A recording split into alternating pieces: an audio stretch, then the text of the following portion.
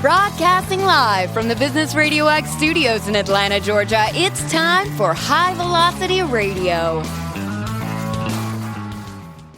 Welcome to the High Velocity Radio Show, where we celebrate top performers producing better results in less time. Stone Payton here with you this morning. Please join me in welcoming to the broadcast with Karen Ross now, the lady herself, Miss Karen Ross. How are you? I'm well. Thank you very much, Stone, for welcoming me. I appreciate it. Well, we are delighted to have you on the show. I've really been looking forward to this conversation, and I'm thinking maybe a great place to start would be if you could share with me and our listeners mission, purpose. What are you and your team really out there trying to do for folks? Well, what I'm doing, and I steer away from the word try because I hope to succeed each time. I know that we don't always, but to bring people some freedom, whether it's emotional freedom, mental freedom, and sometimes freedom from physical pain. And the method that we use is hypnosis and coaching, which some would consider similar to therapy, but I see it as a little bit different. But the real basis is hypnosis and tapping into accessing the subconscious mind, which is so much more powerful than most people give it credit. Well, I got to tell you, my experience base with hypnosis is almost non-existent. I in junior college, I feel like maybe we saw an entertainer come and do some kind of hypnotic thing on stage. And of course, I see it in some storylines when Holly and I settled down to watch Netflix or Prime Video. But tell me a little bit more about how that integrates with the coaching, if you would. Okay. Well, I love that question because I often ask, and I would have asked you that next if you hadn't anticipated first what you knew about hypnosis. And most people say that only what they've seen in movies, or they tell of an experience like you just shared. They were in some kind of a setting where there was a stage hypnotist, and that's exactly what that kind of hypnosis is called stage hypnosis. And it's very different from what I do.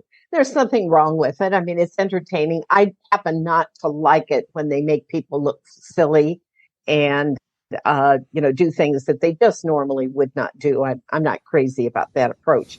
But nevertheless, there's a place for that. But what I'm talking about is very serious hypnosis that, as I mentioned, accesses the subconscious mind and can bring about healing and freedom.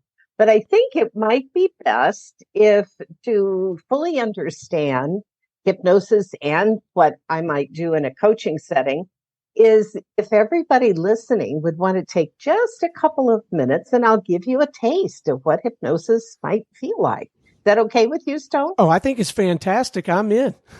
Okay, let's do it. So all I would ask you to do is to close your eyes, to be very, very comfortable. Just relax. Just take a deep breath and take another deep breath. Just feel your whole body giving way, just totally relaxing from head to toe. And if there's an area that feels a little tight, tighten it up even more and then let it go. And it's a wonderful feeling of release when we can do that with a part of our body. So in that state, I want you just to picture standing at your kitchen counter.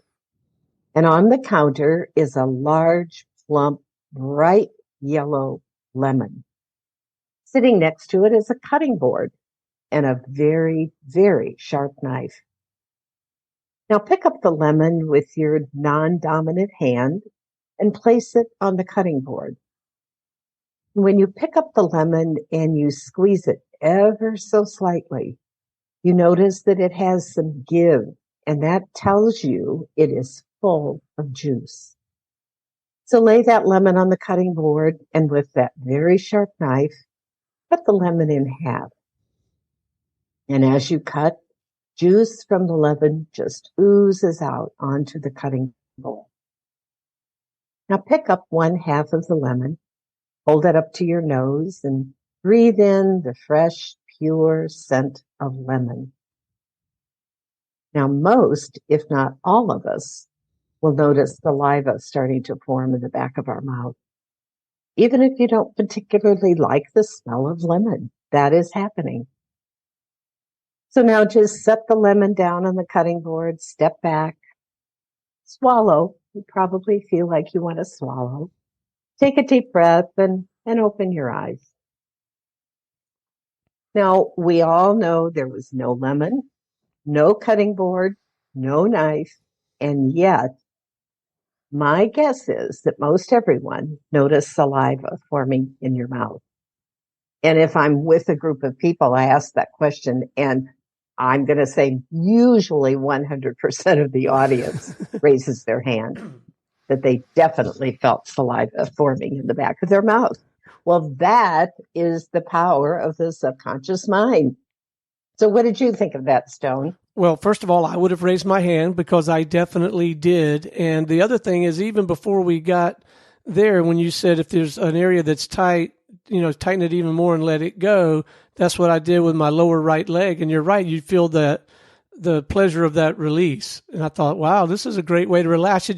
I should just get on the phone every morning with Karen just to start my day. Sounds like a plan. Well, let me just explain a little bit of what happens. I think most people, we may not give it a lot of attention, but most people acknowledge that we have a conscious mind and we have a subconscious mind. And our conscious mind can accept, reject, or ignore any of the information that it receives. And we've got information coming into the conscious mind all the time. But it's our thinking mind. It's practical, it's analytical, and oh my God, is it noisy. I mean, it never stops talking to us. And usually it's judging us, or it might be judging others. And sometimes it can be pretty mean. I've heard that voice sometimes, and I don't like the way it sounds. But here's the thing. Our subconscious mind, on the other hand, can only accept. So this is where our beliefs live, and they're based on information that at some time was received through the conscious mind. But our subconscious mind takes things very literally. It doesn't think. It doesn't think between the lines, and it doesn't make judgments. So most of us want to do things differently. That's typically why people come to me. They want to experience a change in their life, or they're doing some things that they know don't serve them. And we often find that creates a feeling of anxiety, overwhelmment, and sometimes reaches a point of just actually feeling kind of scared. So what I do is I help people. What we did with that lemon, we bypassed the conscious mind. We set the conscious mind aside. We didn't allow it to say, there's no lemon there. You don't see any lemon juice. But we accessed the subconscious mind and proved just how powerful it is. So the subconscious mind can reveal information to us. As I mentioned, that's where our beliefs live. And they may have been formed when we were a child, or maybe 2 years ago, we formed a new belief, and they rest in the subconscious mind. Well, if it's a belief that's not serving us very well, we can find that belief and get rid of it fairly quickly with hypnosis. And sometimes some additional coaching is helpful. If it's a long-standing belief that's been there since childhood, it may take a little bit of extra effort. And I'm here to help people do that. Well, I got to know the backstory. How in the world did you find yourself in this line of work? Oh boy, that's a pretty convoluted answer, and I'll try to make it as succinct as possible. But I'll throw in there that my father was a psychologist, and first he was a pastor. So I grew up as what's called a PK, a preacher's kid. And but he was always, as I recall him, he was always more aggressive, and he was an out of the box thinker. He was always exploring, and he was always into understanding the mind and how the mind worked. And so he went on to get his doctorate degree in psychology. And in his practice, he often used hypnosis. Well, fast forward many, many years, I was always fascinated by the things that he was doing and the people he spent time with. And my life went in a completely different direction. And I was in business for many years. I had a radio show in Chicago for about 10 years. So I loved doing this. And what I remember most, though, is being in your position, asking the questions. But I do love being in this atmosphere again. But about 10 years ago, my radio career came to an end. And as you may know, that's a very fickle industry. You can be on the air one day and off the next because of the whims of radio station owners. And I was at a real crossroads. So I hired a personal coach to help me figure out, what do I do next? And that's where my coaching career began. And then about 5 years into coaching, I learned about some programs that were based on hypnosis and felt like that was a missing link for me, that was what I needed to add to what I was doing. So I proceeded to get various trainings in hypnosis-based programs and have now found that it's just a wonderful combination. And there aren't that many people. You're going to find hypnotherapists and you're going to find coaches, but there don't seem to be that many people who have combined the two. And I find it a wonderful joint venture, if you will, of the two. So at this point, what are you finding the most rewarding about the work? What are you enjoying the most? I enjoy seeing the light bulb go on. I do all of my work online, which some people find surprising. Yeah. And one of the things they say is you can hypnotize somebody online. And that would bring me to explaining very quickly that hypnosis is not some of the things people are afraid of.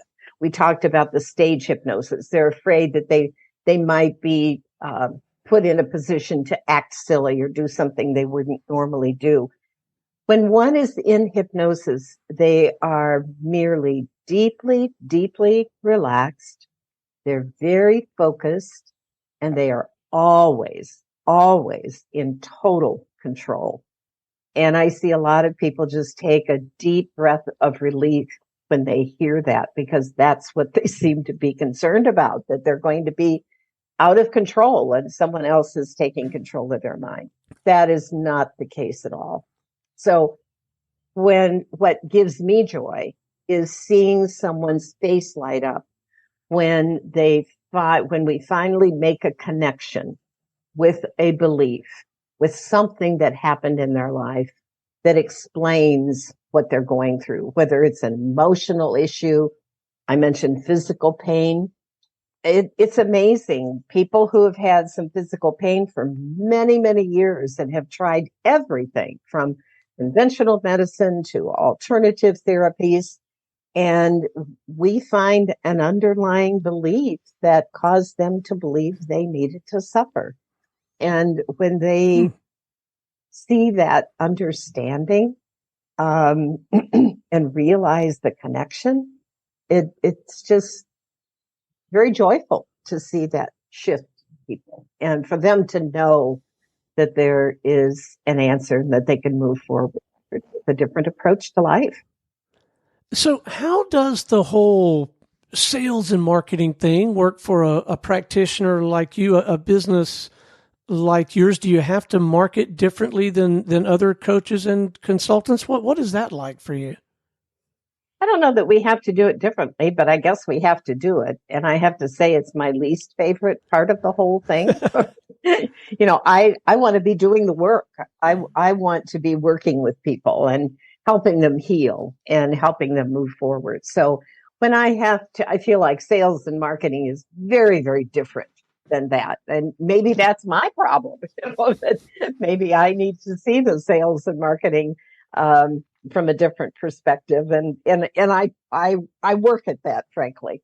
But yeah, it's just being out there. And I have to say that that certainly the coaching industry has just grown phenomenally.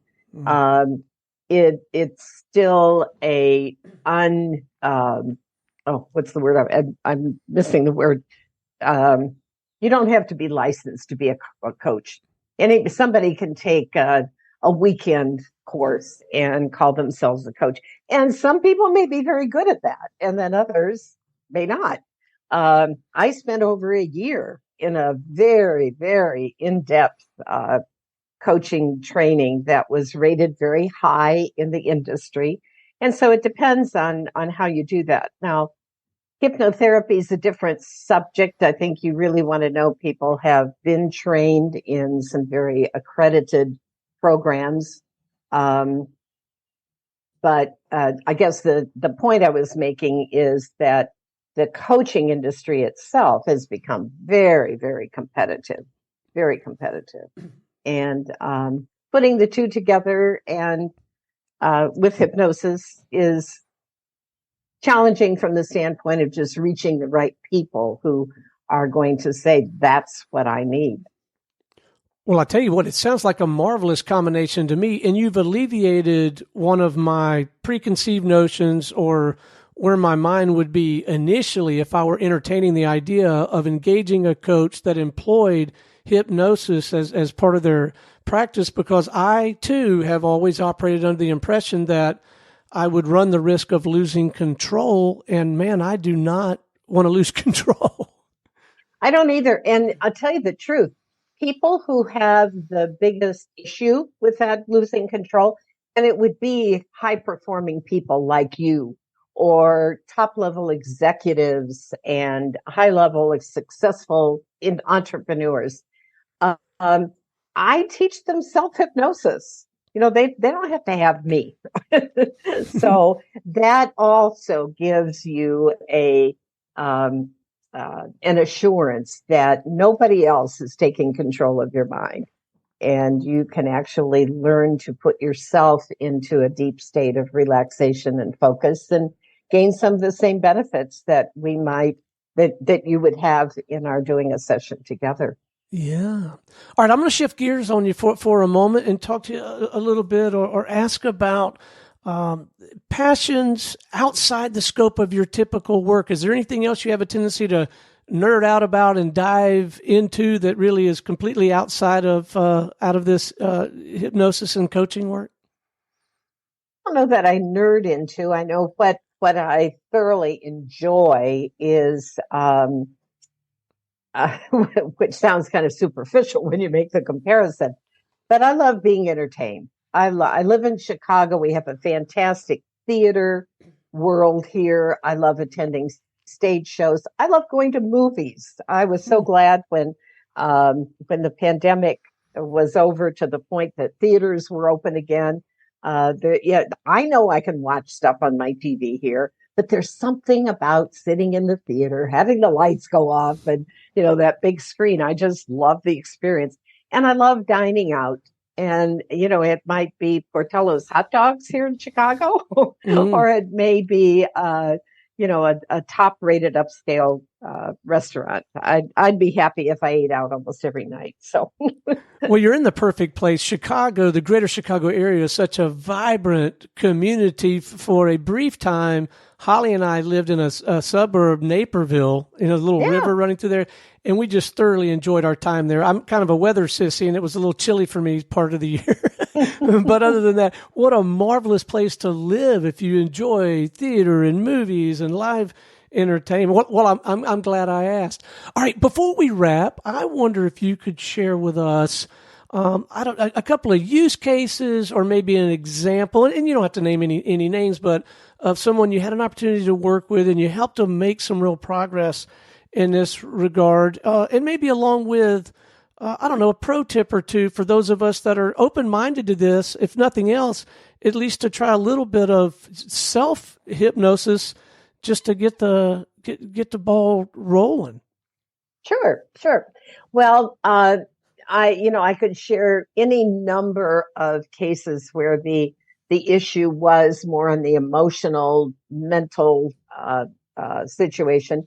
But I'm going to give an example of a physical situation because I think it's pretty amazing. And this is one where a woman had been through chemotherapy for breast cancer. She came through that whole process beautifully. She was cancer free. In so many ways, she was just doing so well, and she was in a state of deep gratitude and so on. But she was left with neuropathy in her hands and feet. And I didn't know until having this experience with her that is somewhat common with a certain type of chemotherapy. But I also understand that diabetics deal with neuropathy, and it can be caused by any number of things. But she was telling me that the doctors said she would probably have that condition the rest of her life. Well, she had a brand new grandbaby, and she said, I don't feel comfortable carrying him around, especially up and down stairs. She said, I'm never quite sure where my feet are going to land. And so you can imagine what a terrible situation that would be for someone who just wants to cuddle and take care of their grandchild. And I said, well, how do you feel about the doctors saying you're going to have that the rest of your life? Well, obviously she believed them, as most of us tend to do when our doctors tell us something. And I said, well, I can't make any guarantees, but are you willing to try something? And so we went, yes, she was eager to try something else. Now, here was a case where we didn't have to go back and find a belief that caused the neuropathy. We knew exactly where it came from. But based on that and my getting an understanding of exactly what she was experiencing, I put together a hypnosis recording for her. And this is another part of the process, is that I develop and create a personalized recording for the individual that I ask them to listen to faithfully every day. Most people listen as they go to bed at night or as they go to sleep because the subconscious is really, really focused at that time. But anyway, she followed my directions. She listened to the recording very faithfully. And I think she continued to listen beyond 21 days or whatever I suggested. And she was neuropathy free. So that to me is miraculous. I mean, it sounds miraculous, and I think it is. Needless to say, she was thrilled. And that kind of thing can happen. I mentioned, or I may have mentioned, a woman who had suffered physical pain throughout her body for almost all of her adult life. And that was a case where we did find a circumstance, an event that took place when she was a child. And she formed the belief that she should have done something and she should have prevented the event from happening. And therefore, she deserved to suffer. That is the way a child's mind might work, but it can form a belief that becomes so deep-seated it follows one into adulthood. So those are a couple of examples. You asked, what can we do on our own? And, without going into a full-scale situation that I would obviously do with a client, but I can suggest that people really get to understand the impact of deep, deep relaxation. And you can learn to put yourself in that state. And as you mentioned, if you had some tension in a part of your body, in your leg, some of us hold tremendous tension in our shoulders, our neck. Yeah. We all have our own place. And if we can learn to focus on that area and just let it go, just release it. And you can run down your body and just totally relax your entire body. And then you can have a conversation with your subconscious and tell your subconscious things that you want to change. And, you can even say, if I have some hidden or if I'm unaware of some belief I formed, help me release that and help me to see this in a new perspective. And our subconscious is there to, as I mentioned, reveal to us information that's helpful, but it's also there to serve us. And when we learn to access it and use it, it's can be a real game changer. Well, I'll tell you, it seems like there are so many practical applications for your work, and a lot of them reside right here in the entrepreneurial professional services community. There's so many of us that would benefit greatly with what sounds like a very modest investment of time, energy, and resources in comparison to the ROI. I'll just say it, ROI, the return on that investment. The work you're doing is marvelous, and I am so glad we've had an opportunity to visit a little bit about it. If someone would like to reach out and have a more substantive conversation with you or begin to tap into your work in some way, what is the best way for them to connect and do that? Oh, thank you for asking that. And before I give that information, let me just mention briefly that I love working with business people and entrepreneurs, executives, and sometimes people can be very high functioning, peak performance people, but they just have this sense that their mental edge is slipping a little bit. I can help them get that back. One of the certifications I got was in a program called Attitude of a Champion. Well, I can help people get their champion attitude back if they feel like it's slipping a little bit. So I'd love talking to people who are in business and that's where they're experiencing something they'd like to change. And they can just go to my website, which is very simple, KarenRossNow.com. And, or they can email me at info@KarenRossNow.com. And would just love to have, of course, a complimentary initial conversation with somebody to determine if we're a good fit. Well, Karen, it has been an absolute delight having you on this show this morning. Thank you for investing the time and energy to share your perspective and your experience base, and keep up the good work. The work you're doing is important, and know that we sure appreciate you. Well, thank you. I appreciate your invitation to be here. I've appreciated and enjoyed the experience. So thank you, Stone. Absolutely my pleasure. All right, until next time, this is Stone Payton for our guest today, Karen Ross, and everyone here at the Business RadioX family saying we'll see you in the fast lane.